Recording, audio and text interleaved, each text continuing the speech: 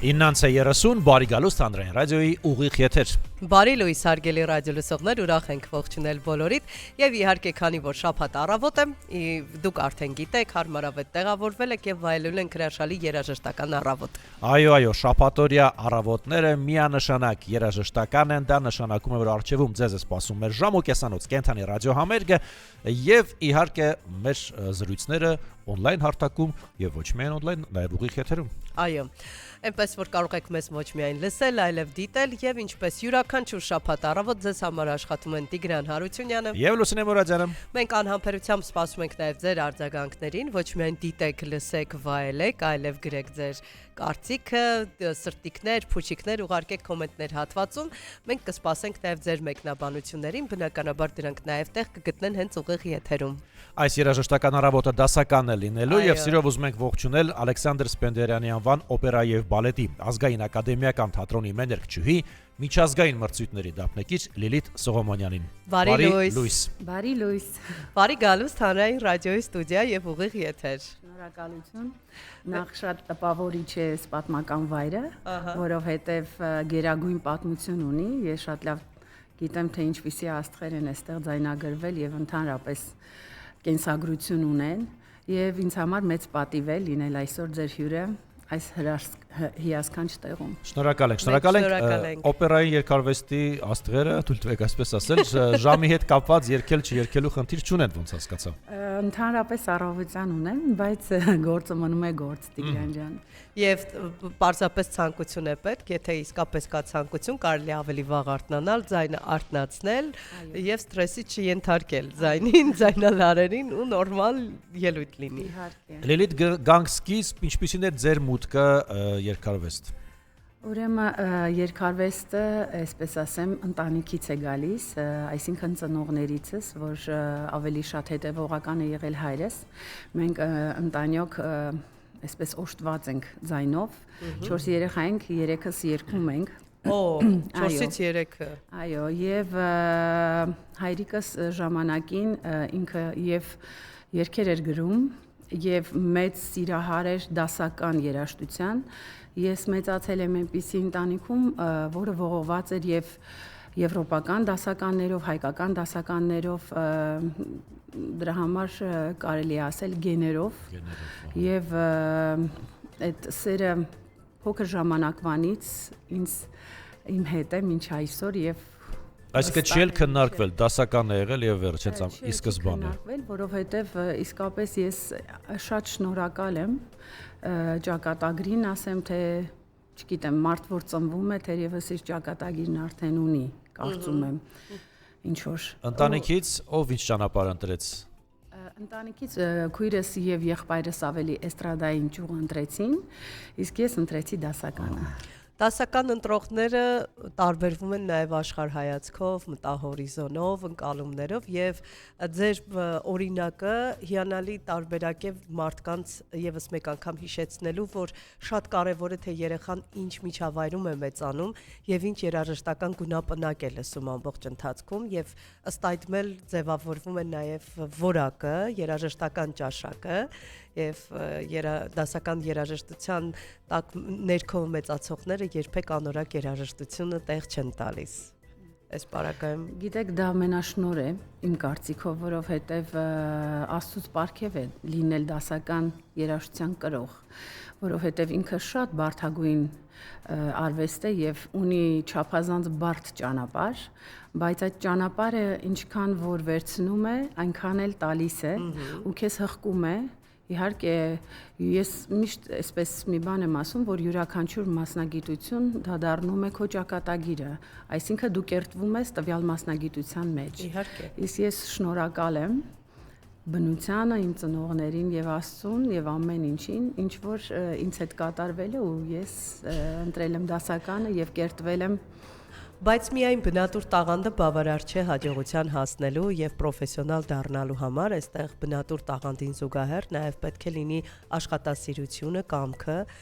չկոտրվելու ցանկությունը եւ հաստատակամությունը։ Այս պարագայում բոլոր այդ հատկանիշները, որ թվարկեցի ձեզ մոտ կան։ Անպայման։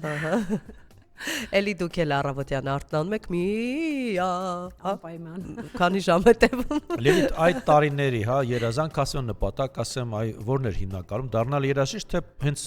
նպատակը նա էր, որ պետք է լինեք բեմում, պետք է երևաք, պետք է երգեք։ Ես որ շատ փոքր էի, նույնիսկ դեռ գիտակցություն չունեի, մասնագիտություն, 5 տարեկան այսպես ասեմ, ես ասում էի, ես պետք է դառնամ կամ երգչուհի կամ պարուհի։ Որովհետև փոքրուց շատ սիրել եմ նաև պարը, շատ։ Ու չգիտեմ ինչի, քանի որ երաժշտական դպրոցում շատ էր ծանրաբեռնվածությունը, միշտ պարը հետ էր մնում, այսինքն մի քիչ ուշ տարիքում սկսեցի գնալ պարի,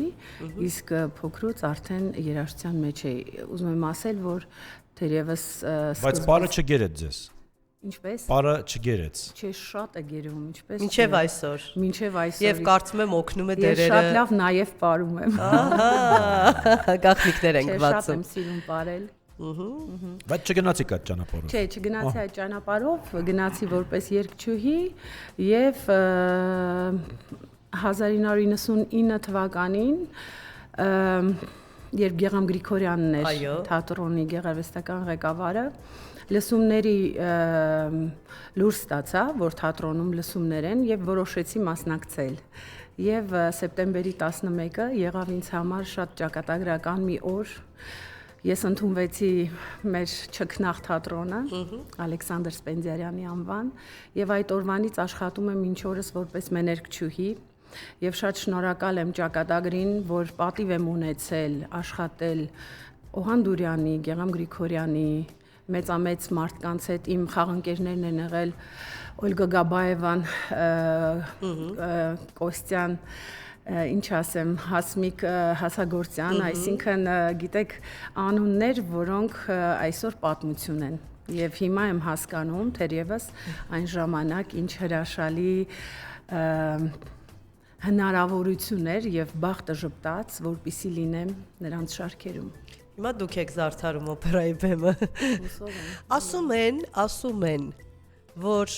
դասական երաժշտությունը այդքան էլ մեծ տեղ չունի մեզ մոտ, բայց արի ու տես, որ բոլոր ներկայացումները եւ ինչու ոչ դասական երաժշտության համերգները մշտապես անցնում են լեփ-լեցուն դահլիճներով։ Հիմա այս կոնտրաստը ոնց հասկանանք։ Մենք տեսնում ենք լեփ-լեցուն դահլիճներ եւ փառք Աստծո տեսնում ենք նոր ներկայացումներ, հիանալի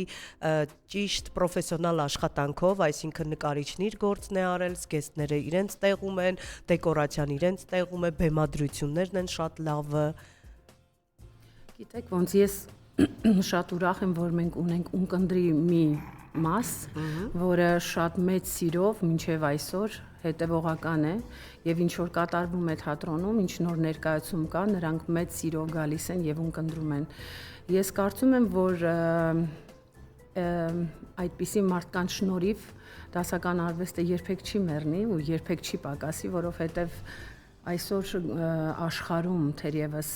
մի քիչ որակի հարց ունենք, ավելի շատ քանակ է, քան որակ։ Այո։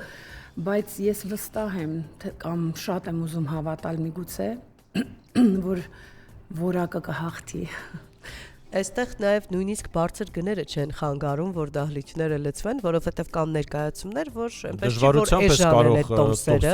բավականին էլ թանկ են, բայց արի ու տես, որ սպառվում են, այնպես որ միֆ է վաղուց արդեն, թե դասական երաժշտությունը այդքան էլ տեղ չունի, այն որ մեր երկիրն է փոքր եւ հնարավորություններն այդքան մեծ չեն, դրա համար էլ մեր արտիստները հաճախ շրջագայում են գնում են այլ օպերային բեմերում, եթե կա հնարավորություն, ելույթներ են ունենում ու ամենակարևորը որ նրանք հետ են վերադառնում, սա եւս շատ կարևոր է։ Այ Տիգրան, գիտես ինչ էի մտածում էի, լսում էի Լիլիթին ու մտածում էի AI-ը դեռ այդքան էլ ոնց որ թե մուտք չի գործել դասական երաժշտության աշխարհ, այնտեղ ինչ է տեղի ունենալու, երբ հայտնվի, չէ՞ որ դասական գործերը, դասական երաժշտությունը շատ կարևոր է, որ միշտ հնչի կենթանի կատարմամբ, արտիստները կենթանի երգեն, երաժիշտները նվագեն, հենց տեղում Այս պարագայում ժամանակակից գիտությունը հուսանք չի խանգարի, այլ միմիայն կօգնի։ Ինչպես ասում են, մի ասա երբեք։ Դե հա։ Ես ճիշտն ասած միշտ շատ տխրում եմ այդ գաղափարից, որովհետև գիտեք, չի կարելի ամեն ինչը վերացնել, քանի որ դա ես այսպես եմ մտածում, քանի որ բավականաչափ եղել եմ տարբեր երկրներում ու Երբ որ մտնում ես օպերային թատրոններ եւ տեսնում ես այդ գեղեցկությունը, այդ կոթողը, այդ շինությունը, այդ հարգանքը, տարիների աստվածայինը, թերևս ի երաշտություն, ի փառս երաշտություն եւ ինչու ոչ դարերից եկած մեր գերագույն կոմպոզիտորները Վերդի, Պուչինի, Բելինի եւ մնացածը Վագներ, այսինքն թերևս մարդիկ աստվածայինն են տեսել երաշտություն ասելով եւ գրել են եւ կառուցել են ի փառս երաշտության։ Եվ եթե մենք այսօր աշխարհը այնքան ունակ է, որպես վերացնի այդ ամեն ինչը, այսինքն դա մեծ խայտառակ վտանգ է, որ մենք ուղակի կզրկվենք մեր հոգուց։ Հոսանք այդպիսի բան տեղի չի ունենա։ Գուցեև կան այդ ձայնագրությունները AI օպերային Այո, իհարկե կան։ Ուղակի հուսանք, որ այդ օրը չի գա։ Այո։ Հոսանք, իսկապես լավ, շատ երկար զրուցեցինք։ Եկեք սկսենք Սկսենք, ինչ ենք լսելու առաջինը։ Առաջինը որպես առավոտյան, այսպես խաղաղ առավոտ եմ ցանկանում, խաղաղ առավոտ, խաղաղ շաբաթ,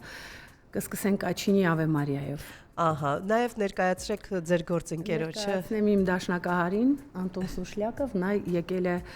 Ռուսաստանից, շատ երկար ժամանակ չի, որ այստեղ ապրում է։ 2 տարի հարցրեցինք, ահա։ Բայց բավական մեղմ, բավական հանգիստ գործընկեր է, այսինքն իրար հետ շատ լավ լեզու են գտնում։ Հետո մեզ կպատմեք ինչպես ծանոթացաք, եկեք լսենք կատարումը եւ դեռ կշարունակենք զրուցել։ Խնդրեմ։ Ave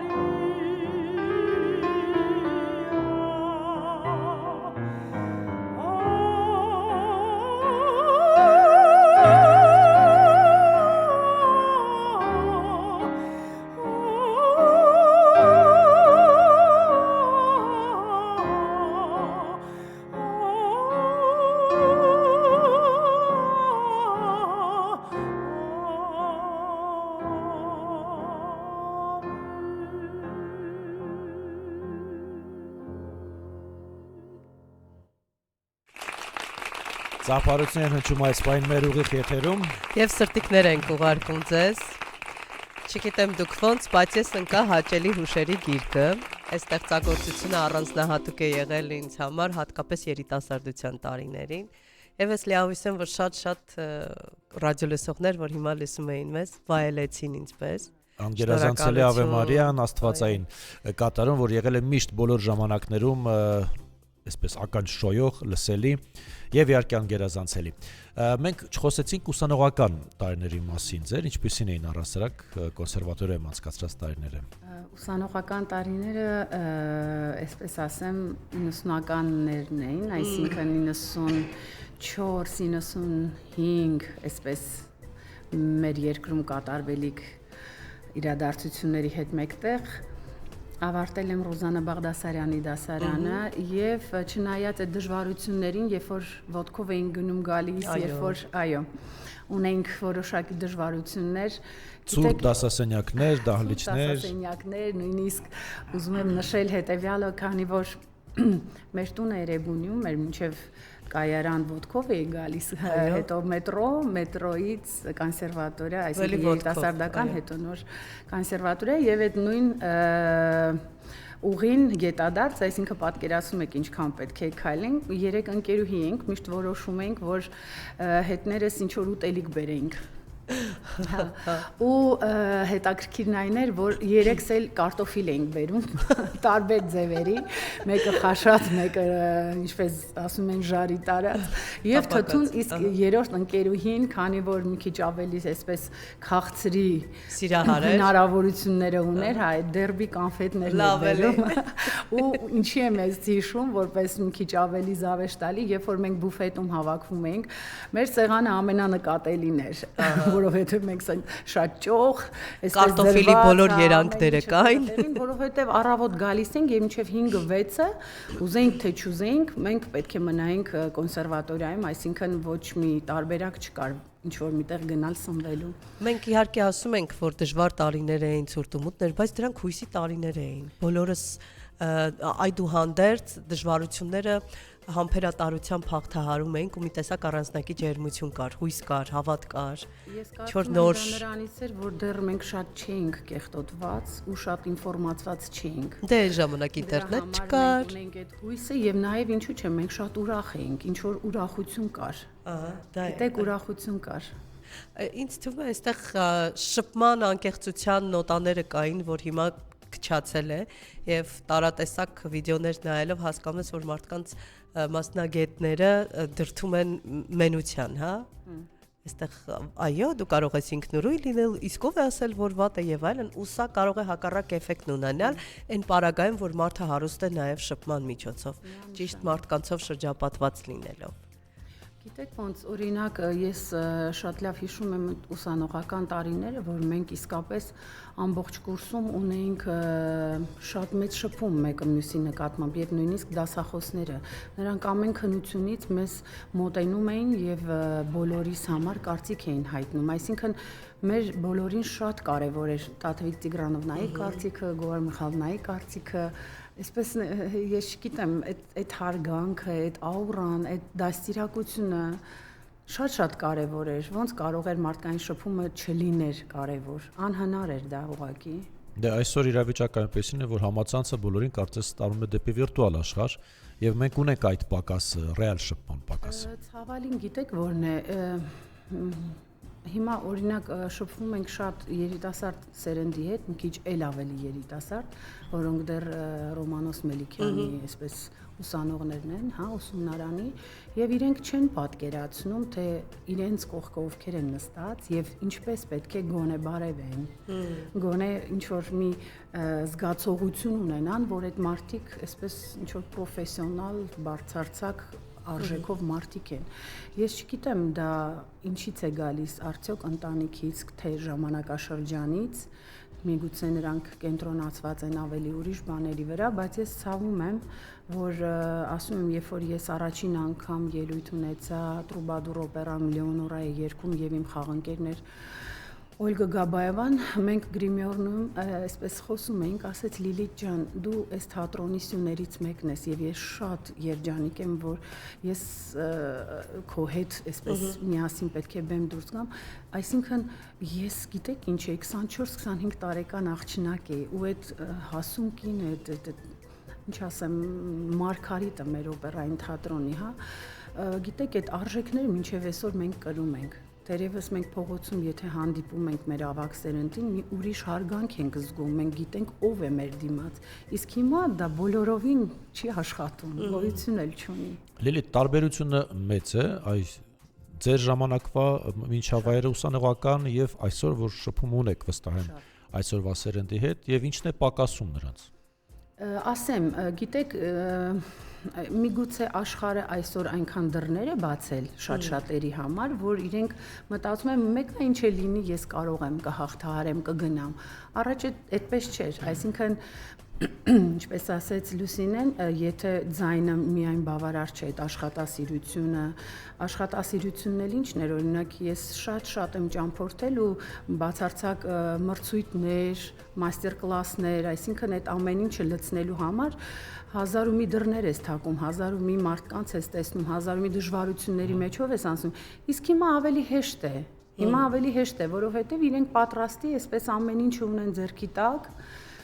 Եվ ոնց ուզենան այդպես կանեն ու իրենց բացարձակ չի հետաքրքրում, թե դու ինչի ես այդքան բանի մեջով անցել։ Ես ու Տիգրանը գալուց հենց դրա մասին էինք խոսում, որ ամեն ինչ ավելի հեշտ է տրվում ու արագ է տեղի ունենում ու մենք բաց ենք թողնում այդ հաղթահարման ճանապարհը։ Չէ՞ որ միշտ ասում ենք հաջողությունը երբ էր ամենահետաքրքիրը, մարդիկ որ ճանապարհ են անցել, ասում են այդ անցնելու ճանապարհը, որովհետև այդ ճանապարհին է սխկվում, այդ ճանապարհի ինչ որ բաներ ես հաղթահարում, որ հասնես այդ նպատակին, իսկ այսօր Եվ ամեն ինչ կա, ու այս պարագայում մենք կորցնում ենք այն կարևոր ճանապարհը, որ պիտի անցնեինք։ Ես մի բան եմ ուզում ավելացնել, միշտ ասում են, որ մարդու ձայնի մեջ իր հոգին է, չէ՞, որովհետև ձայնի մեջ ամեն ինչ լցվում է։ Մենք կորցրել ենք ձայնային գեղեցկությունը, թերևս տեխնիկան միգուցե այսօր շատ բարձր տեղում է, բայց եթե մենք լսում ենք շատ երիտասարդների, ես երբևէ չեմ փշակաղում։ Չի հուզում, չի ասում, չի մտնում իմ մեջ։ Կարծես արհեստականություն է մտել այսօր։ Այստեղ որովհետև հոգու խորքից չի։ Այդպես մտածում են, իրանց խորությունը այդքան է։ Դրա համար եմ ասում, որ ասենք այդ ներքին հասունությունն ասեմ միգուցե եւ այդ դժվարությունները, որ քեզ կերտել են, միգուցե դրանց շնորհիվ է, որ դու կամ այդ արցունքների շնորհիվ, կամ այդ ձեռքբերումների շնորհիվ, կամ չգիտեմ, զրկանքների շնորհիվ, հա։ Դե չենք ասում տանջվեք, բայց բոլորը գնան ինչ որ դժվարություններ ունենան։ Չէ, ես մեր օրինակով կարող եմ ասել, այ տարիներ առաջ երբ մենք մեր ձեռքով հա գրում էինք, թուղթ ու գրիչով օգտվում էինք եւ տեքստը գրում էինք։ Հիմա տեքստը համակարգիչ է տեղափոխվել եւ մատի մեկ հպումով պատրաստի կարող ես վերցնել։ Դե լավ է որ գոնե համակարգչով դու գրես, բայց հիմա հրահանգ ես տալիս եւ հայտնվում են տեքստերը։ Ինչ որ մեկը քո փոխարեն գրում է։ Դա սարսափելի է իրականում, որովհետեւ ավելի շատ դուք խոսում եք սպառողական մտածողության մասին, որովհետեւ մենք նախկինում փորձում էինք ստեղծել, հիմա անդադար մտածում ենք սպառելու մասին։ Ու այստեղ բախում է տեղի ունենում նաեւ որակյալի հետ։ Նշեցիք նաեւ շատ են անորակը շատ է, այո, եւ հաճախ մենք էլ ենք միշտ ասում, որ ձևը բովանդակությունը զիջել է ձևին։ Ու այստեղ շատ կարեւոր է ու շահում են, միևնույնն է, շահում են այն երիտասարդները, այն մարդիկ, որոնք առաջնային մեծ ուշադրություն են դարձնում բովանդակությանը։ Գիտեք ինչ, կան մասնագիտություններ, ես միշտ այսպես եմ մտածում, որ պատմությունը կրկնվելու ունակություն ունի։ Վստահ եմ, որ գալու է ժամանակը, գալու է ու այդ անհատները միշտ երևալու են։ Իրենք միշտ են լինելու սիրելի, իրենք միշտ են լինելու նկատելի։ Բայց դասական երաժշտությունը հոգով չի երգել եւ խորքային չզգալ, աններելի է եւ անթույլատրելի, որովհետեւ ամբողջությամբ ուրիշ աշխարհ է դասականը։ Ոնց երբ որ դու գործ ունես հսկայական մի կտավի հետ, որը քեզ բախտ է վիճակվել, ծնվել ու ընկալելի ունենալ, դարձնել քեզ օրինակ ենթադրենք Պուչինի Բոհեմը կամ Մանոն Լեսկոն կամ ես միշտ այսպես եմ մտածում, այսինքն դա ինչ մեծ նվեր է, եթե դու կարող ես քո գործիքով, հա, վերարտադրել այդ հսկայական կտավը, այսինքն քո գույները, քո մտածելակերպը, քո կերպարը ինչքան պետք է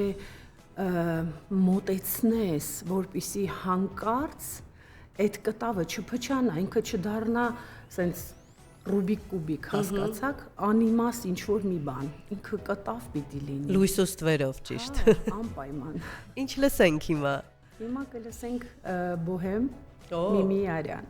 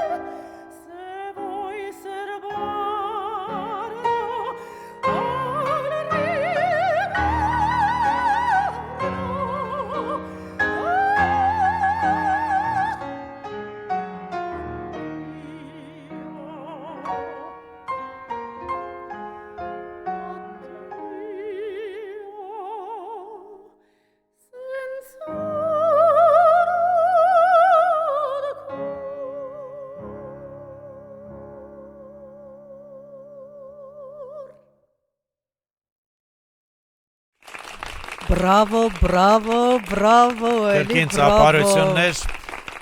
Ռադիոտան, այո, լեգենդար ստուդիայից ուղիղ եթերում երաժշտական առավոտն է եւ այս դասական երաժշտական առավոտը մեզ է պարգևում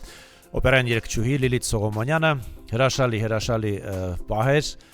կատարումներ բնականաբար։ Մենք շարունակում ենք, դեռ ունենք ժամանակ, Լիլիթ, ինձ միշտ հետաքրքրել է այ օպերային երգարվեստի կատարողները, հա, հանուն իրենց հաջողության, հանուն ծափարությունների ինչից են պատրաստ զրկեն իրենց կյանքում։ Նայեք, օպերային իսկապես, եթե դու նվիրյալ ես, անկախ քեզանից դու ուրիշ տեսակի մարդ ես, սկսենք այդտեղից, հա։ Այո, մյուսներին էլ ասում են աշխարհիկ։ Որովհետև դա ունի իր բացատրությունը, այսինքն պետք է մեջը լինես ու հասկանաս դա ինչ զրկանքներ է, ով կարող է քո հետ կիսել եւ ով կարող է ուղղակի չկիսել։ Ես չնայած համամիտ չեմ, որ ընտանիք չունենաս, երեխա չունենաս, ամբողջ կյանքդ նվիրես բեմին, ինչի համամիտ չեմ, որովհետև հիմա այսպես եմ մտածում, որ կյանքում ոչինչ հավերժ, ոչինչ չկա։ Եվ չի կարելի շատ լավ բան է ընտանիքը, ես բարեբախտաբար ունեմ 2 երեխա, այսինքն Աստված ինձ ամեն ինչ տվել է եւ շնորհակալ եմ։ Եվ ինչ եմ ուզում ասել, որ գալիս է մի տարիք, երբ որ դու իսկապես զգում ես, որ քո մեջքը պինդ է, որովհետև դու ունես երեխաներ, ունես նպատակ, ունես ասելիք, ունես ինչ-որ ժառանգություն հանձնես այդ երեխաներին, Շարունակող։ այո, շարունակող։ Իսկ մնացածը ես բոլորի փոխարեն չեմ կարող որոշել, որովհետև յուրաքանչյուր մարդ պետք է անցնի իր ճանապարհը եւ յուրաքանչյուր մարդ ինքն է ընտրում, բայց որ բացառիկ են, որ տարօրինակ են, որ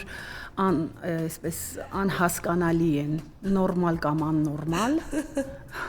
թույլ տվեք այդ ամեն ինչի։ Լավ, այդ ձեր պարագայում կա մի բան, որից դուք ստիպված եք եղել հրաժարվել հանուն արվեստի։ Ոչ։ Չէ, ես չեմ հրաժարվել, ես ուղղակի Ապրելակերպն է այլ։ Երևի թե ես շատ մեծ ուժ եմ գործադրել, չափազանց մեծ ուժ եւ մենակ չեմ եղել այդ ժամանակ, ինձ ունեցել եմ համապատասխան մարդ, որը օգնել է եւ այդ ուժի շնորհիվ ես ունեցել եմ եւ այն։ Սա շատ կարևոր է, երբ կարողանում ես ու ունես այդ հնարավորությունը։ Թե չէ, տենց որ ասես մենակ դու, չէ։ Իհարկե լիքը հարցերն էլ դու ինքդ ես որոշում կամ միայն դու ես այդ պահին, որ պիտի պատասխանատվությունը կրես, բայց չէ, այդպես չի, անպայման ինչ որ մեկի ուժը պետք է լինի քո հետ։ Նաև հուզել եք մեր ռադիոլսողներին ձեր կատարումներով, ոչ միայն մեզ, Սամվել Ալթունյանն ասում է լավոր է մաղթում, Գայանե Աղայանը երաժշտական արվեստի հետ անմիջական առնչություն ունեցող մարդ է, ասում է սոխակի ձայն։ Շնորհակալ եմ։ Իսկ Էդիկ Բաբուջյանը ձեզ սրտիկ է ուղարկում, այո, շատ կարևոր է նաև, երբ առավոտը սկսում ես որակյալ երաժշտությամբ, իսկ դասականն իր ուրույն տեղն ունի, անկախ ամեն ինչից դուք նշեցիք, ես հիշում եմ, որ նույնիսկ բալետի արտիստները, օպերային երգիչները, հա, երաժիշտները, եթե այդ ոլորտից չեն, ասում են աշխարհիկ են իրենք, այսինքն այդ կենսակերպ, առօրյան բոլորովին այլ է, դու պիտի կարողանաս կիսել երաժշտի հետ այն հանգամանքը, որ նա կարող է գործ անելուց օպերա երգել, առավոտյան արթնանալ, ռասպև կանել, այսպես կոչված։ Միայն երգելը չի, ինքը կարող է փակվել ժամերով իր մեջ ու ինքը կարող է իր գլխի հետ աշխատանք տանի, որ սովորական կենցաղում, հատկապես Հայաստանում, որտեղ մենք բոլորս ունենք ինչ-որ մի կենցաղ, որը այդքան էլ չի օգնում, այսպես մեղմ ասած, բայց քանի որ մենք ապրում ենք եւ ունենք պատասխանատվություն ուրիշ այլ հարցերում, պետք է կարողանանք այդ ամեն ինչը համատեղել։ Իսկ ընկերական շրջապատ, սննդակարգ եւ այս ցանկ կարելի երկար շարունակել։ Նայեք, իհարկե ընկերական շրջապատը, եթե շրջապատը լավ ընկերներով է, դա բուժում է միանշանակ, որովհետև ես ինքս շատ մեծ տեղ եմ տալիս շատ լավ ընկերներին, ես կարևորում եմ իմ կյանքում նրանց լինելը, իսկ սննդակարգն էլ միանշանակ ներկայացումներից առաջ հատկապես պետք է հետևողական լինել եւ քունը, բայց ես այսօր այս գիշեր չեմ քնել։ Հուզմունքից էր։ Չէ, հուզմունքից չէր, ուղղակի չստացվեց։ Բայց ուզում եմ ասեմ, այո, բաներ կան, որ շատ պետք է ճշգրիտ լինեն։ Այո, այստեղ տեղերն ու դերերը պետք չէ խառնել։ Երբ խառնվում են տեղերն ու դերերը, սկսում է քաոտիկ իրավիճակ։ Այո, բայց այդ ամեն մեկի հետ մի քիչ էլի եմ ասում, կողքի մարդուց է շատ բաներ գալիս։ Որ դերն է, որ եղել է երազանք եւ կատարել եք ի վերջո, եւ երազանք, որը դեռ երազանք է։ Տեսեք, քանի որ այսպեսի արտահայտություն կա, ձայնը լինում հատկապես իմ ձայնը միշտ ասել եմ, որ Վերդի եւ Պուչինիի հակված է ավելի շատ։ Ճիշտ եմ ընկալել մեծո սոպրանո, չէ, դրամատիկ սոպրանո, ահա։ Վերդի եւ Պուչինի, այսինքն այդ երկու հրաշագեղ կոմպոզիտորների ձայն ստեղծագործություններին է ավելի հակված։ Ես 2009 թվականին մեկնեցի Իտալիա եւ մասնակցեցի Տոսկայի մրցույթին։ Հետո շահեցի եւ այնտեղ 64 Տոսկայից ես գրավեցի, այսպես ասած, երկրորդ տեղը եւ գլխավոր մրցանակ ստացա։ Բրավո։ Հանդիսատեսի համակրանք։ Մի խոսքով ուզում եմ ասեմ, այդ դերը ինձ հետապնդեց այնքան, որովհետեւ իմ էության հետ շատ նման է Տոսկան, ինքն էլ այսպես մի քիչ կիսա վայրի կերպար է ու երբ որ մեզ մոտ բեմադրեցին, այո, ես այդ դերը ինձ համար եղավ շատ, այսպես ասած, ճակատագրական, հետո այստեղ շատ լավ ելույթ ունեցա եւ հետո ինձ հրավիրեցին Չիլի, Սանտիագո։ Այո, եւ այնտեղ կատարեցի նորից էլի Տոսկայի դերերքով հանդես եկա, ինչ ասեմ, այդ դերը ինձ ես շատ եմ սիրում, որովհետեւ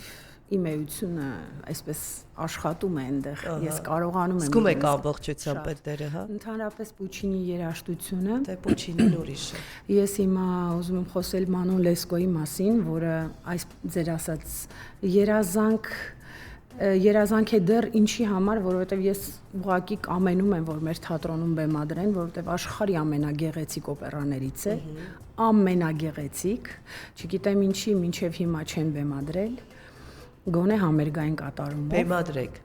Բեմադրել, ներկայացրել։ Ասում եմ բեմադրեք, ես ասում եմ արեք դա։ Ես էլ եմ ասում։ Ու շատ մեծ ցանկություն կա Մանոն Լեսկոյի կերպարը կերտելու։ Հետաքրքիր էր։ Պուչինի ինտրոյցիոնը։ Իսկ առասարակայի հեղինակների առումով դասական երկարվեստում կան ձեզ համար ֆավորիտներ եւ որ այդ տիրույթում եք հիմնականում ստեղծագործում եւ ներկայանում։ Ֆավորիտներն ասեցի Վերդի, Պուչինի, Բելինի, Չայկովսկի, այո։ Ես ուզում եմ մի փոքր էլ խոսել իտալական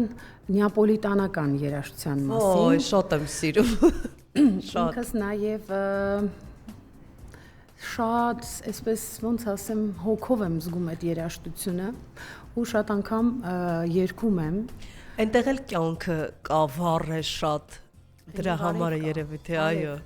Այնտեղ արև կա, այնտեղ ապրումներ կան։ Հույզեր կան, բազմաթիվ։ Իրենք շատ նման են մեզ այս ներաշխարհին, դրա համար ես շատ եմ սիրում այդ երկիրը, այդ ամեն ինչը, ինչ որ կա ֆունդամենտալ ու շատ կապված եմ, շատ կապված։ Իսկ մենք այսօր կլսենք։ Անպայման։ Այ ինչ հաճելի է։ Երկու հատ մեկի տեղ։ Նույնիսկ երկուսն եք ընտրել, շատ լավ է։ Հիմա ենք լսելու թե ուզում եք մի քիչ խոսենք հետո, ոնց ձեզ հարմար է։ Մեզ չպատմեցիք իդեպ դաշնակահարի հետ ինչպես է ձեր համագործակցությունը սկիզբ առել։ Այո, դաշնակահարի հետ մեր համագործակցությունը եղավ շատ այսպես սպոնտան, որովհետև մեզ ծանոթացրեց Իրինա Զաքյան, մեր երգչուհիներից, ու մենք որոշեցինք միասին համագործակցել, շատ մեղմ, շատ հանգիստ, այսինքն շատ երկար էլ չենք աշխատել, որովհետև մի փոքր ինտերվալ եղավ, ես հիվանդացա եւ ամեն ինչ գնաց մի փոքր ուրիշ տեղ եւ նորից վերականգնեցինք, այսինքն երիտասարդ դաշնակահար է, որը ունի տվյալներ, այսպես ասեմ, եւ հնարավորություն է տալ, այսինքն ինքն էլ հասկանա թե երգիչի հետ ինչպես պետք է աշխատեն եւ այս ընդհանուր աշխատանքը մենք այսօր ուզում ենք ձեզ ցույց տալ։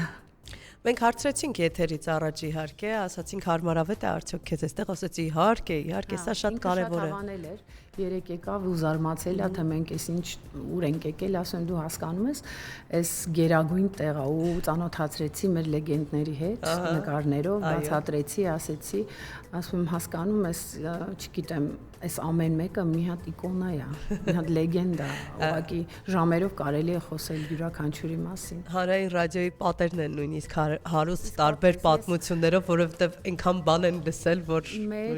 մեծ պատիվը անկեղծ ինձ համար շատ կարևոր, որովհետև թերևս միշտ հեռուստացույցից ես տեսնում, բայց հիմա ինքդ ես ներկայանում, ինչ-որ մի փոքրիկ մաս ես կազմում։ Եվ այս տարի մենք նշում ենք հանրային ռադիոյի 100-ամյակը, արդեն 100-ամյա ռադիո է, մեկ դար։ Այո, մեզ համար պարտավորեցնող է ինչ խոսք յուրաքանչյուր եթեր, յուրաքանչյուր հնչեցրած խոսք, հենց այս ալիքով, հենց այս լեգենդար շենքից եւ ստուդիայից։ Եվ չմոռանանք եւս մեկ կարևոր հանգամանք, որ մեր ստուդիան այնպիսի հնարավորություններ ունի եւ այնպիսի որակյալ է, որ տարածաշրջանում լավագույններից մեկն է։ Սա եւս շեշտենք ու փաստենք եւ առիթը բաց չթողնենք, տեխնիկական մեր անձնակազմին ջեր ողջույններ ուղարկենք, որովհետեւ առանց նրանց անհնար էր պարզապես անխափան եւ որակյալ եթեր ունենալը։ Հիմա լսենք արդեն նեապոլիտանական ինչ ենք լսելու։ Հիմա լսում ենք Passione Tagliaferri, նեապոլիտանական գեղեցիկ ստեղծագործություն։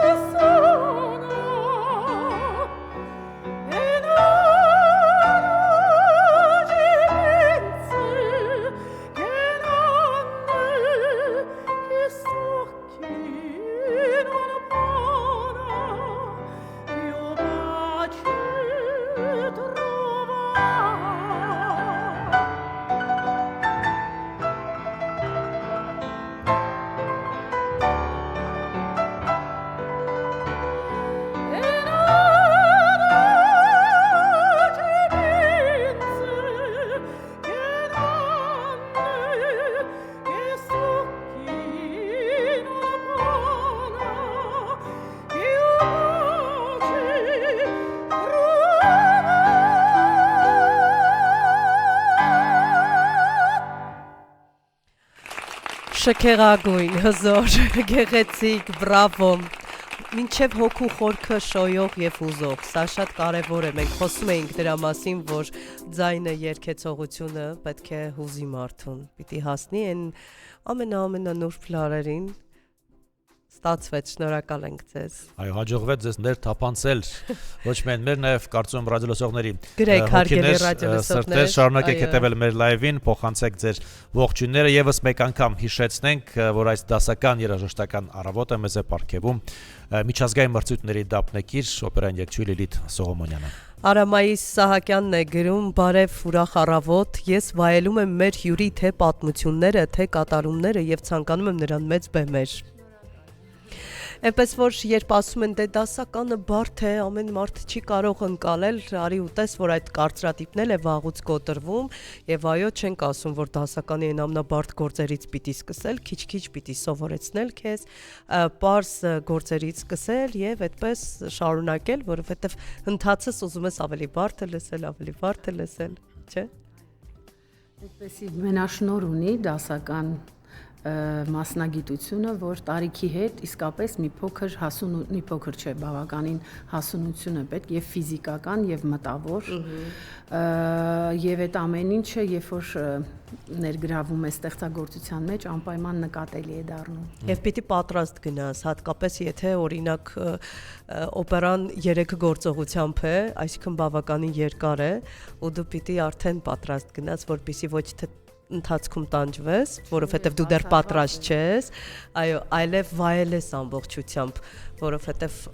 աշխարհահռչակ հրաշալի գործեր կան, որոնք 3 գործողությամբ են, այսինքն 3-ից 4 ժամ դու նստած ես ու միայն այդ աշխարհի մեջ ես ընկված։ Այո։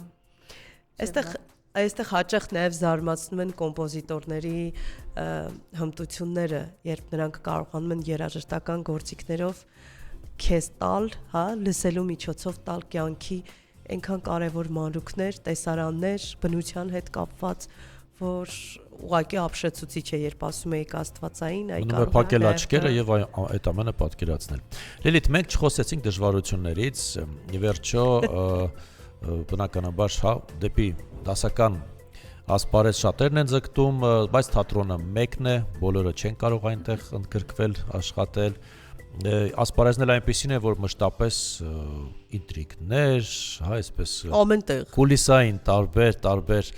իրավիճակներ,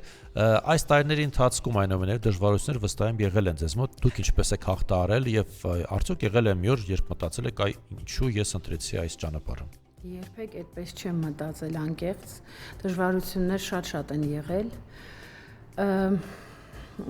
որովհետեւ ինձ փրկել է իմ սերը դեպի իմ մասնագիտություն, անկեղծ, որովհետև իսկապես երբ որ մի քիչ էլ ազնիվ ես, անկեղծ ես, մի քիչ ավելի դժվար է, բայց ես կարծում եմ, Տիգրան ջան, նայեք, թատրոնը մեկն է, բայց աշխարհը լի է թատրոններով։ Դե ոմանք այստեղ տեղը չեն գտնում, գնում են երկրից դուրս։ Ոմանք այստեղ տեղը չեն գտնում, դա դեռ չի նշանակում, որ իրենք պետք է չփորձեն։ Այո։ Իրենք պետք է չաշխատեն, իրենք պետք է այսօր բարեբախտաբար մենք մի քիչ առաջ նշեցինք, որ դռները բաց են։ Եվ կան մեծ թատրոններ, կան փոքր թատրոններ, կան կոմիկ թատրոններ, հասկանում եք, այսինքն տարատեսակ փառատոներ, այո, տարատեսակ, այսինքն դու կարող ես չփայլել, ենթադրենք դասական այդ օպերային արվեստում, դու կարող ես փայլել ուրիշ ժանրի մեջ, հա, մյուզիկլներում, միգուցե կոմիկ օպերաներում, կամ ավելի համերգային տարբերակներում, կամ ավելի հոգևոր, այստեղ դիապազոն եւ շատ այլ բաներ պիտի հաշվի առնել։ Շատ ուզենալու դեպքում անհնարին ոչինչ չկա։ Իսկ դժվարություններ որտեղ չկան։ Ամեն տեղ կան։ Որտեղ չկան։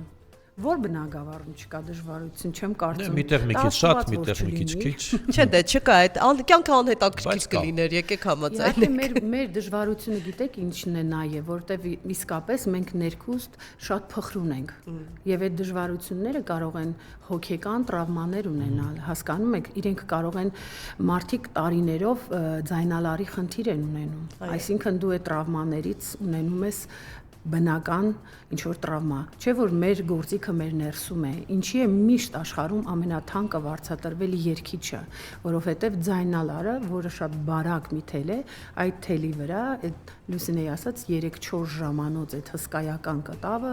դու սկսում ես կամած այսպես ասեղնագործել։ Դրա համար մի փոքր լավ վերաբերվունքը, մի փոքր ուշադրությունը, մի քիչ տեղ տալը, որը նույնիսկ թերևս մենք բոլորս դրա կարիքն ունենք, բոլորս, եւ շատ ցանկալի է եւ շատ, այսպես ասած, գնահատելի է, երբ որ դիրիժորի կողմից, տնօրենի կողմից, քո խաղընկերոջ կողմից, ռեժիսորի կողմից դու ապահովված ես այդ վերաբերմունքով։ Թիկունքդ ամուր է։ Ես դες վստահեցնում եմ, որ յուրաքանչյուր ոք երակի քառակի անգամ ուժ է դնում, որպեսզի էլ ավելին անի։ Հասկանում եք, բայց բոլորը կարիք ունեն այդ լավ վերաբերմունքի։ Ինչքան էլ դու կայացած լինես, ինչքան էլ դու գիտես այդ նոտան ինչպես վերցնես, մի փոքր այդ մարդկային վերաբերմունքը քեզ մեծ թևեր է տալիս։ Ջերմություն, պարզապես մարդկային։ Դե եթե այդ ամենը կա, իհարկե շատ լավ է, բայց լինում են դեպքեր նաև, որ ստիպված է երգիչը չստանալով այդ ջերմությունը, ստիպված է լինում փոխել երկիրը, աշխատավայրը եւ այլ։ Ուրեմն իր տեղում չէր, հա? Ինչպես։ Գուցե իր տեղում չէր։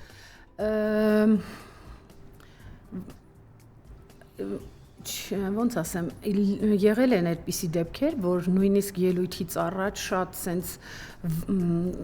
սառը վերաբերմունք են ցույց տվել ու դու բեմ ես դուրս եկել ու պետք է ոչինչ ցույց չտաս, որովհետև դու արտիստ ես, դու պետք է ժպտաս, դու պետք է եւ էդ էլ է կոփում, ինչու ոչ, բայց նույնիսկ այդ փորձությունների մի ամբողջ շարքը ունենալով հետ մեկտեղ ես չգիտեմ, ոմանք նահանջում են, այո, ոմանք հուսահատվում են, ոմանք կորում են, մարդիկ մտնում են իրենց պատյանը եւ դուրս չեն գալի ու շատ քչերին է տրված, որ մի պահ հեռանան եւ նորից են, որ ընկածես ու վեկանաս կանգնես ու ոչ թե քայլես, այլ վազես։ Հասկանում եք, այսօր աշխարհի դրվածքն էլ է այդպես եւ ընդհանրապես յուրաքանչյուր ոք ինքն է որոշում իրեն ինչքան է տրված այդ վերականգնողական այդ աշխատանքը, որովհետև յուրաքանչյուրս էլ մահկանացու ենք, մենք բոլորս բաղկացած ենք, որ ասում միս ու արյունից, յուրաքանչյուրին էլ եթե նեղ բաների մեջ են դնում, ուզես չուզես միտքդ աշխատում է, ու անընդհատ դու քեզ վատ ես զգում։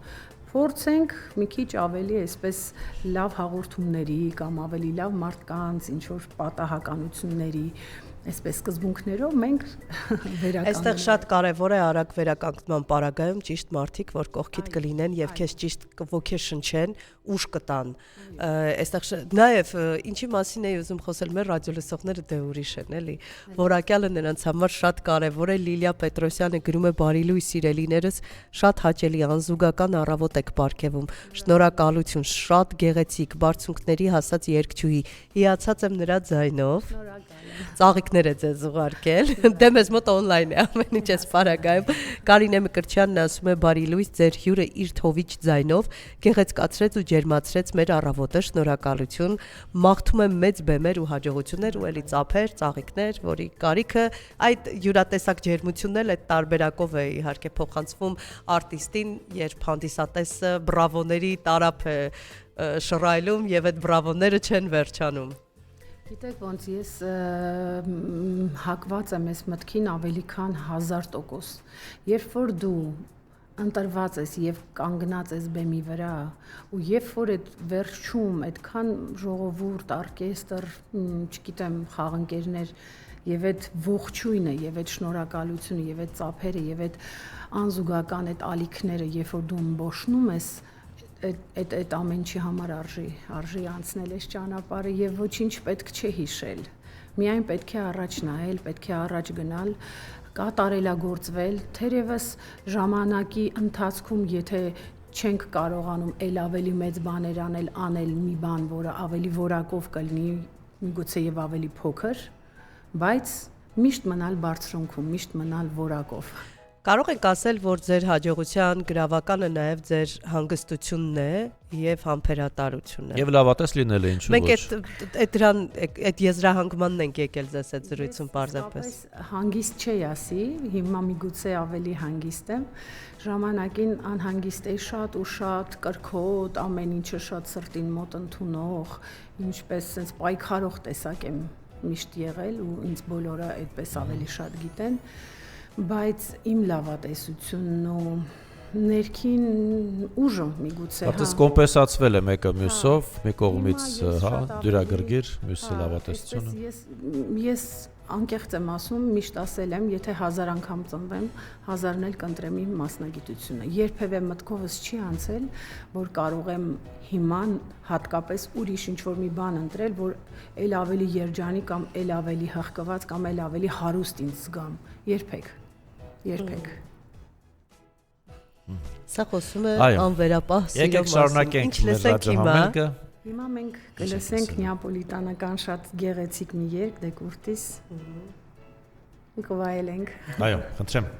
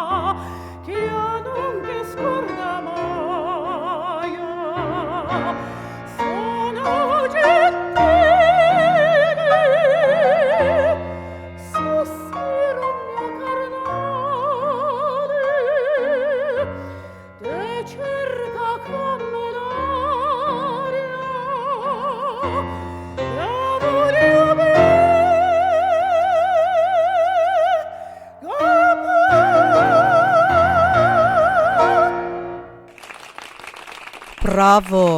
Այո, բրավոներ, ծափարություններ, հիշեցնենք եւս մեկ անգամ երաժշտական առավոտը այսօրվա պարգևում է մեզ Օպերային երգչուհի Լիլիթ Սողոմոնյանը եւ մենք պարզապես շարունակում ենք վայելել այս հրաշալի երաժշտական առավոտը։ Որքան հաճելի է առավոտը սկսել որակյալ երաժշտությամբ, դասական երաժշտությամբ, այսօր եւս մեկ անգամ համոզվեցինք եւ իսկապես աչք շոյող, ականջ շոյող, սա եւս շատ կարեւոր է, երբ վաղ առավոտյան լսում ես նմանատիպ երաժշտություն։ Ստանում ես դրական էմոցիաներ։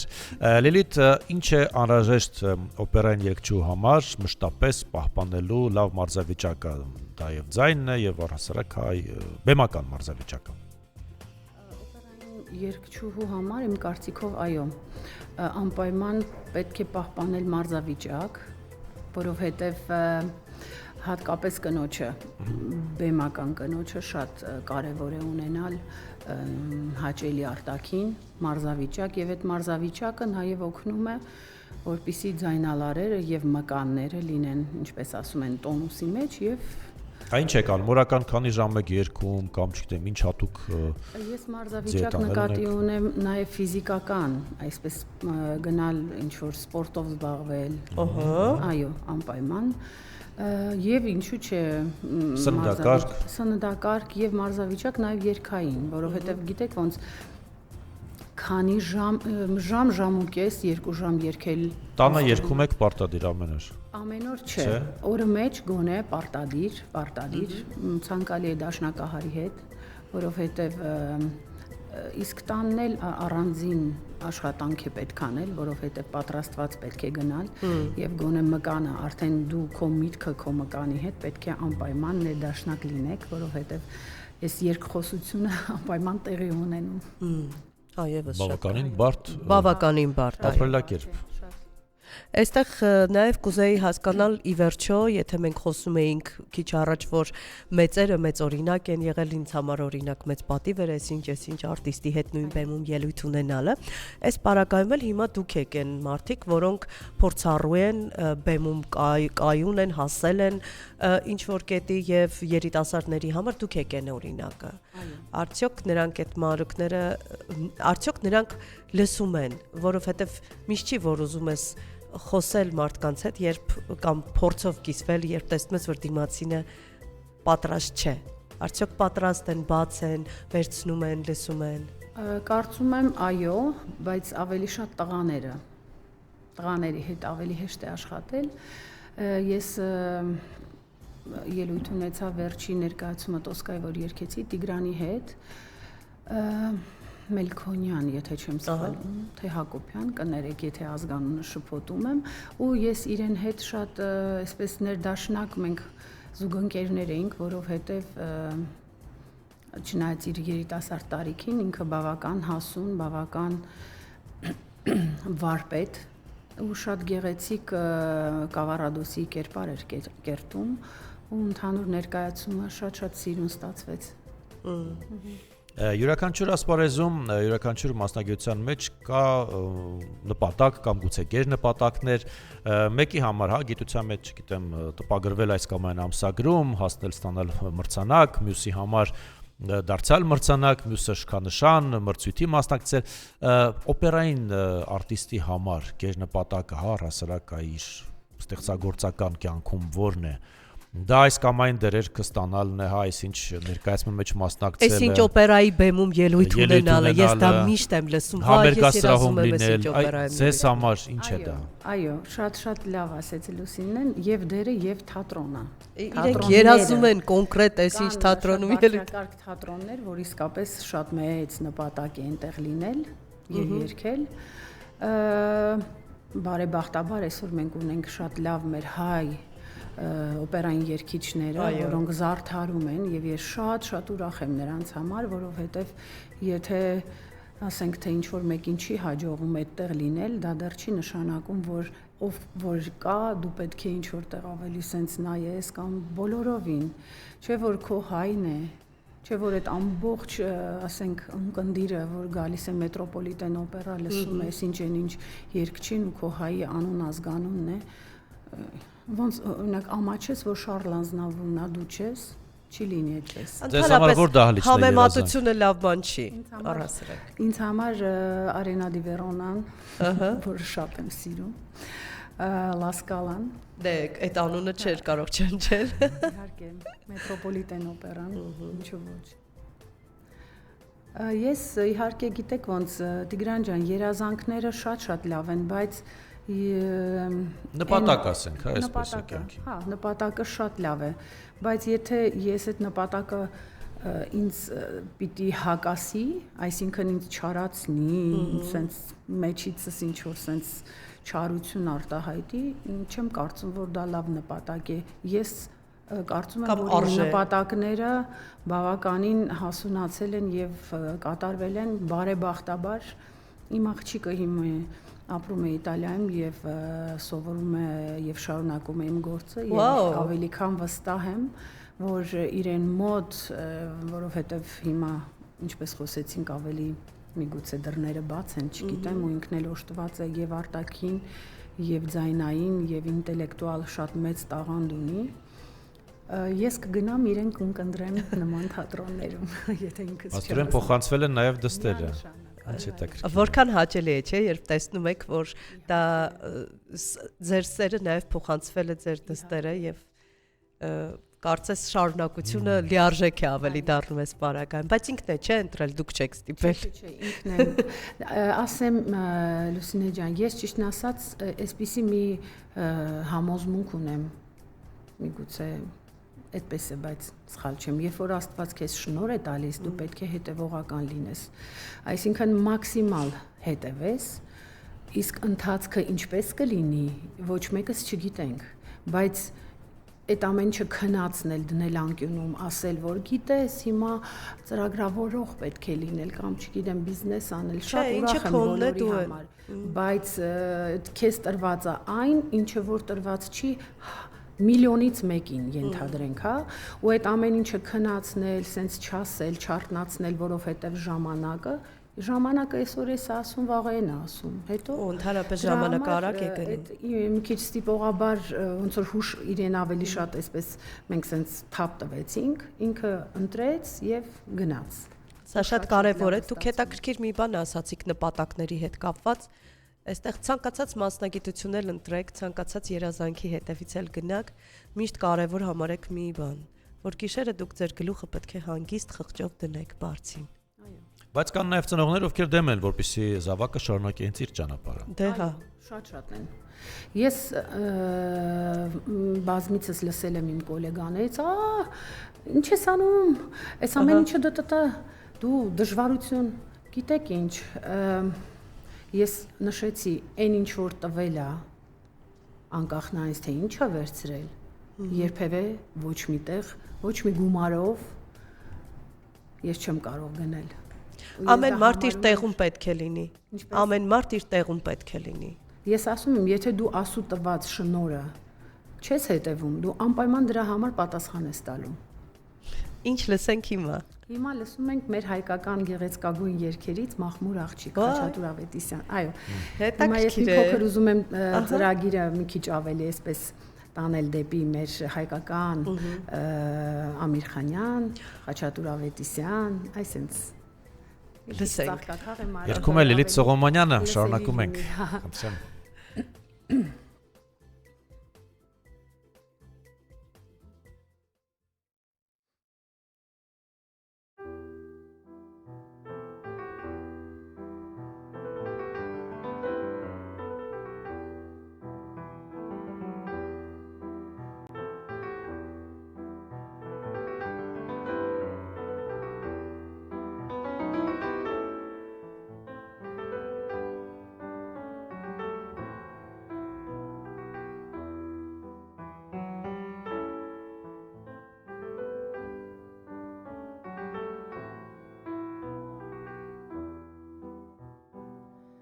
Մախմուր աղջիկ, քիչ տխուր աղջիկ, աչքերդ հազարախոս, շուրթդ լուր աղջիկ, երնեք նահարա, ով որ կանգնի կոդրա, ջուրդ խմի կատնախ աղջիկ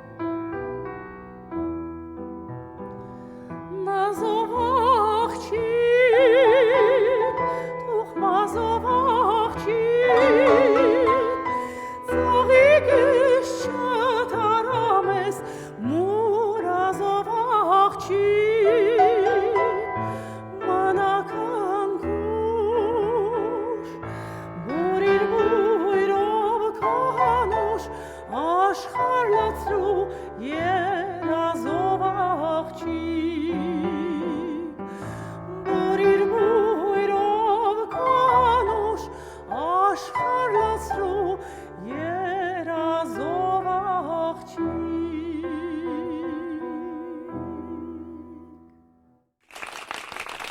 Կրկին Բրավո։ ծափարում ենք ձեզ։ Շնորհակալություն։ Այնքան հետաքրքիր է կախված թե ինչ գործ է երգում արտիստը, փոխվում է նաև կատարողականությունը, ձայնային ինչ որ ելևէջներ են փոխվում։ Եվ շատ հաճելի է որ դասական երաժշտություն ընտրած երգչուհին նաև ընտրում է ավելի մեծ հասանելի երաժշտություն։ Չգիտեմ, ես համարում եմ օրինակ այն կոմպոզիտորների անունները, որոնց դուք տվեցիք, ինձ համար նրանք էլ իրենց ժանրի դասականն են եւ շատ հաճելի է որ նաեւ լսում ենք ձեզնից այս կատարումները։ Ես շատ սիրում եմ մեր հայկական արվեստը, ինչպես ասեցի, փոքրուց իմ ընտանիքում այդ ամեն ինչը շատ մեծ տեղ է գրավել եւ բարեբախտաբար կարողանում եմ այդ ոճերը այսպես ընկալել եւ մատուցել ու ինչու՞ չէ, շատ եմ սիրում։ Շատ լավ է։ Եվ շատ վարպետորեն եք կարողանում անցումներ անել, հա, մի ոչից մյուսը։ Կարծես յուրաքանչյուր ստեղծագործություն գրված լինի հենց ձեզ համար։ Լիլիթ, ինչ կասեք առհասարակ այ պարատոնների մրցույթների մասին, կան կատարողներ, ովքեր իրենց համարում են հենց այդպիսին մրցութային կատարող, մրցութային երգիչներ։ Ձեզ համար ձեր կյանքում ստեղծագործական ուղում ինչ դեր ու նշանակություն ունեցել առհասարակ այն ստուգատեսները, որտեղ դուք մասնակցել եք։ Ինձ համար մեծ նշանակություն են ունեցել մրցույթները։ Ես բազմիցս ելույթ եմ ունեցել Իտալիայում տարբեր քաղաքներում։ Բրեշա քաղաքում 2010 թվականին ես մի անգամից 3 մրցանակ ստացա։ Երրորդ մրցանակ Լեոնորայի դերը Տրուբադուր օպերային եւ հանդիսատեսի համակրանք։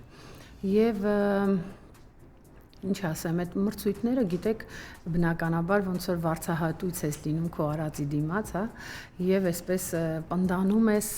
արդեն ինքդ քեզ սկսում ես ուրիշ աչքերով նայել, ինքնագնահատականի փոփոխություն, պատասխանատվությունն է ավելի մեծանում եւ շրջապատդ է մեծանում եւ մարդիկ, ովքեր օտարազգի են, մոտենում են եւ այսպես գոհնակցող խոսքեր են ասում, եւ այդ պատճառով ուզում եմ մի դեպք պատմել, ուրեմն Հռոմում համերգի ժամանակ ինձ մոտեցավ քաղաքի անունը այս պահին չեմ հիշում, քաղաքի քաղաքապետը, ես Մանոն Լեսկո էի երգում, ու ինքը ասեց ոնց որ ձեր Մասիսարն է այսպես ունիկալ եւ միակը, այնպես էլ քո ձայնը ու քո կատարումը, ու այդ մարդը ուզում եմ նշել, որ համարյա մի 25 րոպե ինքը հենակների վրա սպասում էր, ես տեղեկացված չէի, սպասում էր, որ ես դուրս գամ ու ինձ ասի իր միտքը, այսինքն, գիտեք, յուրաքանչյուր ճանապարհորդություն կլինի դա մրցույթ, կլինի դա ներկայացում, կլինի դա նաև այն մրցույթը, որտեղ չես շահել, մեկ է, ինքը քեզ բավականին մեծ բազա է, որովհետև դու սկսում ես աշխատել այնպիսի բաների վրա, որը որ պակասում է։ Հետո իտալերեն լեզուն ինքը շատ ճկուն լեզու է, այնտեղ արտասանության խնդիր կա, իմպրոնունչիա իրենք ասում են, այո, եւ այդ իմպրոնունչիան բոլորին է վերաբերվում, ինչքան էլ ուզում ես պրոֆեսիոնալ եղի, իրենք լսում են այսպես որոշ բաներ եւ բնականաբար միայն դա չէ, երաժշտականությունը, գիծը, մատուցման ձևը, ստիլիստիկան, ամեն ինչը եւ կոփվում ես շատ լավ է մրցույթներ գնալ։ Բայց կան երգիչներ, ովքեր դեմ են, ասում են, այ մրցույթները ինձ համար չեն, իմը չի, ես իմ գործունեությունը այստեղ եմ անում։ Գիտեք ոնց, իմը չի, իսկ ինչն է իրենցը, միանգամից բեմը։ Ես չգիտեմ, ես պատասխանատվություն չեմ կարող կրել բոլորի համար ասելու, բայց ես գիտեմ, որ շատերը մրցույթներից շատ մեծ քայլեր են անում դեպի միջազգային բեմեր։ Ու բացարձակ պարտադիր չի, որ առաջին 3 հորիզոնականը զբաղեցնեն, որովհետև կարող են փայլուն ելույթ ունենալ եւ գրավել որևէ միջազգային ագենտի ուշադրությունը եւ դրանից սկսվի հաջողությունը շռնդալից։ Իհարկե։ Օրինակ 2009 թվականին Վերոնայում միջազգային մրցույթ էր Տուրանդոտ օպերայում, հենց ես Տուրանդոտի դերերքով երբ որ մասնակցեցի, ինձ ռեժիսորը Դեբոզյոն մոտեցավ եւ ասեց աղջիկ դուք պետք է երգեք, այսինքն գիտեք ինչ դու սենց արել ես այն ինչ որ արել ես, աշխարհի բոլոր երկրներից եկել են տարբեր երգիչներ, տարբեր թատրոնի ու տարբեր ինչ որ ուժային համակարգի այսպես մասնակիցներ եւ այդ մարդը քեզ է տեսնում։ Հա, ուզում եմ ասել ինչ է նշանակում, դա իմը չի։ Մեծ ճանապարհ է բացում փառատոնը։ Երևի չէ։ Իսկ եղել են առաջարկներ, այ որոնցից դուք ստիպված եք եղել հրաժարվել պարզապես։ Ինչ հանգամանք։ Որոշ առաջարկներ եղել են, որ ստիպված եմ եղել, որովհետև այսինքն նայեք, մինչև վերջ չեն կարողացել, ես հասկացել եմ, որ դա մինչև վերջ չի գնալու։ Սկզբնական, որովհետև շատ են լինում, երբ որ այսպես թատրոնները գրում են, արդեն դասացուցակը այդպես ժամերով ամեն ինչով, բայց հետո հասկանում ես, որ ինչ որ մի բան այն չէ, որովհետև այնտեղ էլ կան իրենց կանոնները, իրենք էլ արդեն իրենց ընտրյալ ինչ որ մեկին են այսպես ասած բերում Հա, ամենտեղ կա դա։ ԽՑԲ-ն ամենտեղ է ԽՑԲ։ Դու պետքա ինչ որ sense ուրիշ տեղ գրավես, գերադասելի է մնաս քո հարթության վրա։ Ու քո հայրենակիցների համար բազմաթիվ ելույթներ եւ գործեր Սիրով։ Մեր հայրենակիցը, ես ասեմ, մեր թատրոնը իրականում եթե քեզ շատ լավ ծափ է տալիս, դա նշանակում է, որ աշխարհը քեզ ծափ է տալիս։ խստապահանջ հանդիսատես ունենք, այո։ Շատ։ Հա, մենք բարդ հանդիսատես ենք։ Մենք ամեն ինչն ենք բարդացնում։ Մենք հայ ենք։ Հայ լինելն էլ է բարդ իրականում, հեշտ չի։ Քանի որ քիչ ժամանակ ունենք, հասկանանք ինչ ենք հիմա լսելու։ Ես կուզենայի իմանայի ժամանակը, Դե ունենք 14 րոպե, 13 րոպե։ Երկու գործ կհասցնենք։ Երկու գործ կհասցնենք։ Ուրեմն կերքենք Բալենին եւ Ամիր Խանյանի երգերից։ Բալենի։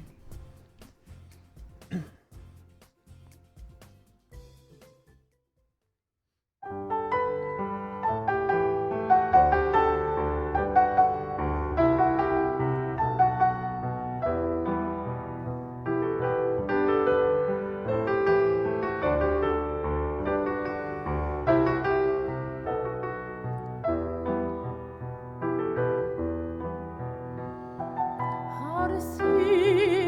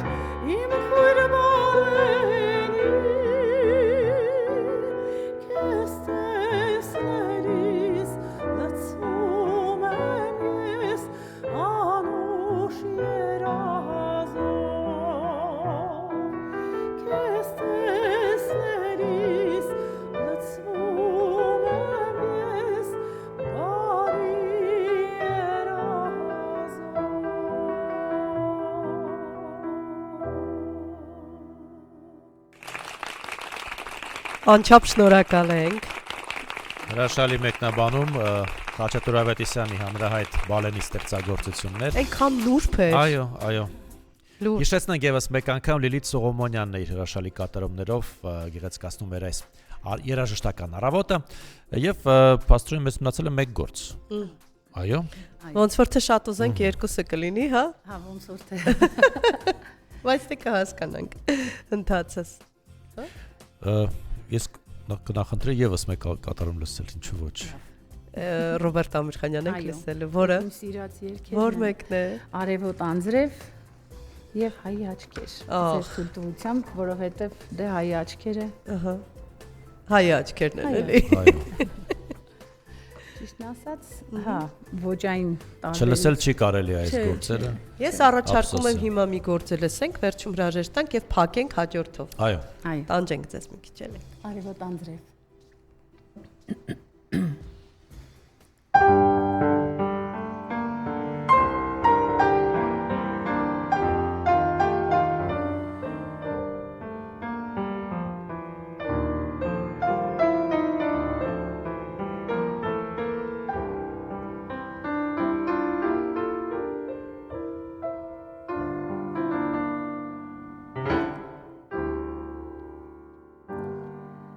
Արևոտ անձրևը մեն երկում է քեզ համար ու ժպտում կապույտ հերվից ծողոտ միցիացար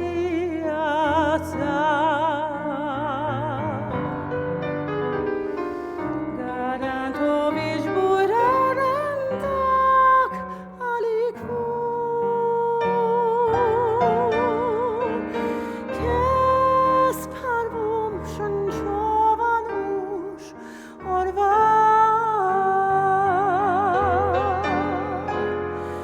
գարանտով իջ բույրեր են քեզ համբուրում քո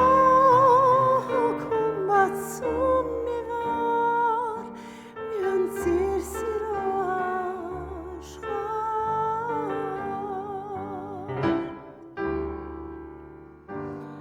այսօրվա շողերը քեզ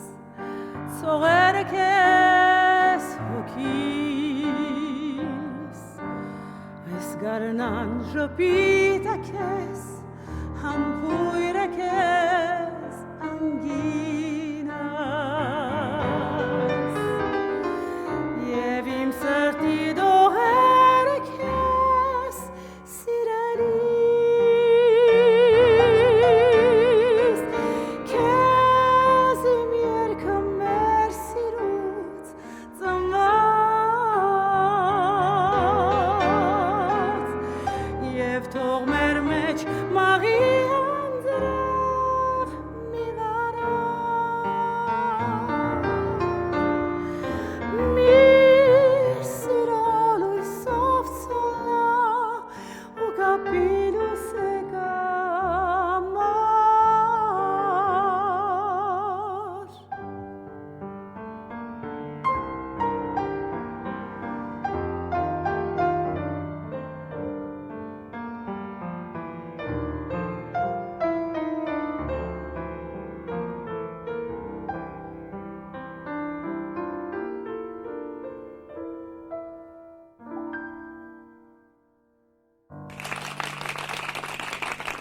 Բրավո։ Էլի շատ մեղմ ու էլի յուրահատուկ, շատ հանգիստ, շատ հա, մի յուրահատուկ։ տեսակ ուրիշ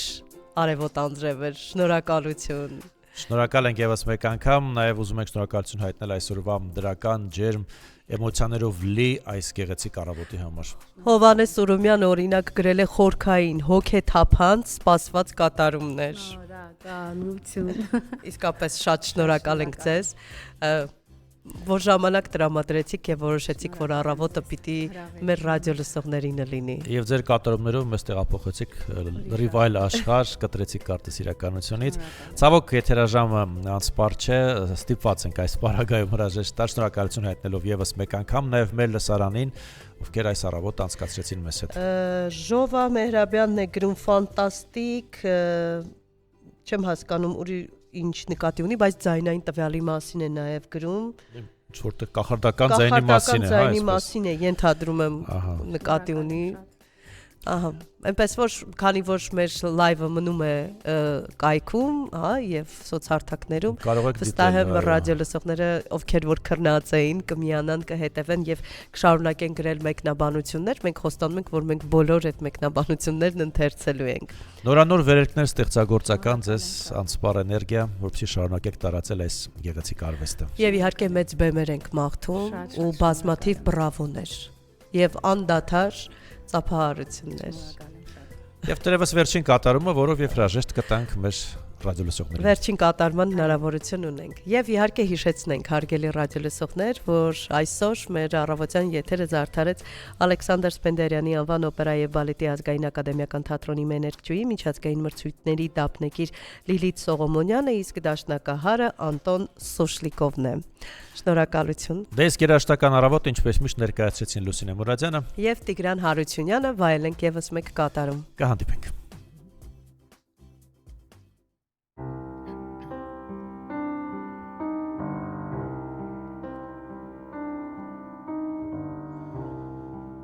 Հայ աչքեր, սիրուն աչքեր,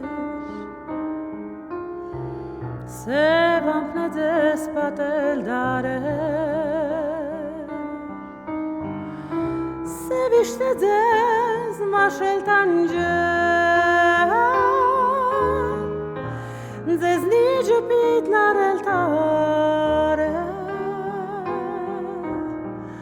հույսի լճակ աչքեր տրտում, այս երդարձակ այսպես խնդում, հայի աչքեր, հայի աչքեր, հայի աչքեր, սիրուն աչքեր, հայի աչքեր, հայի աչքեր, հայի աչքեր, սիրուն աչքեր, հայ աչքեր, աչքեր թախծոտ, դուք միշտ խոնար, դուք միշտ անչար, տանջվող մարդու համար լացող, տարին միայն մեկ օր պայծառ,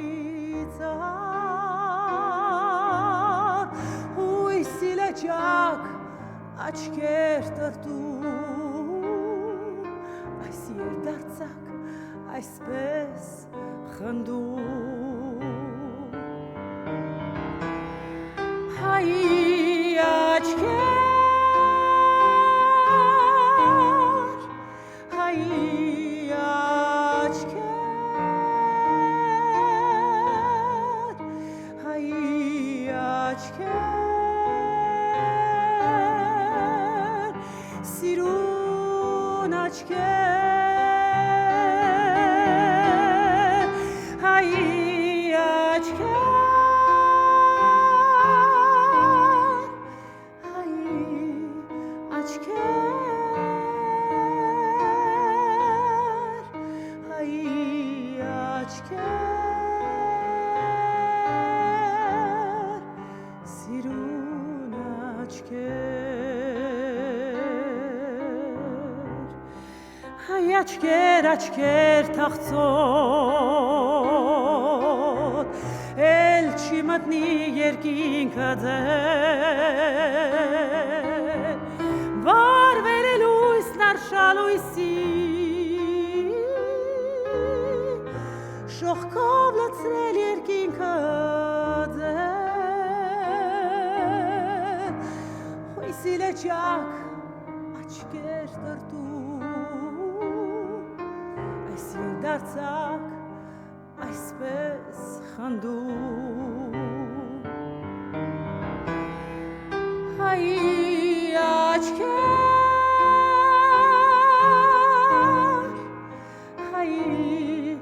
աչքեր